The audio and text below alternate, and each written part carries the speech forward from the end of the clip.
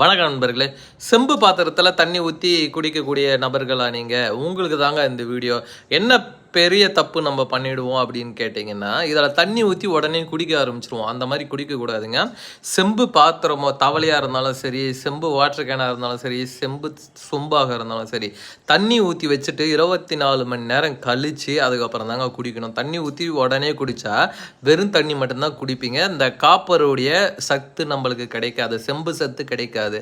அதுக்கு என்ன இது ப்ரொசீஜர் என்ன அப்படின்னா, இதில் தண்ணி ஊற்றி மூடி வச்சிரும் போது ஒரு லேயர் இந்த தண்ணிக்கு மேலே படியுங்க. படிஞ்சதுக்கு அப்புறம் சாப்பிட்டா தான் இந்த செம்பு உடைய சத்து நம்மளுக்கு கிடைக்கும். சரிங்களா? இதனால தான் பார்த்தீங்கன்னா, நம்ம அந்த காலங்களில் செம்பு பாத்திரத்தில் தண்ணி ஊற்றி அப்படியே மூடி வச்சுருவாங்க. அதுக்கப்புறம் பார்த்தீங்கன்னா 24 மணி நேரம் கழித்து குடித்தா மட்டும்தான் பலன் கிடைக்கும். உடனே குடித்தா அது வேஸ்ட்டு. அதை புரிஞ்சுக்கோங்க. புரிஞ்சு அந்த மாதிரி குடிங்க. அதேமாதிரி உடம்பு கெட்டுறதான்னு கேட்பீங்க. எந்த ஒரு பாதிப்பும் வராது. ஏன்னா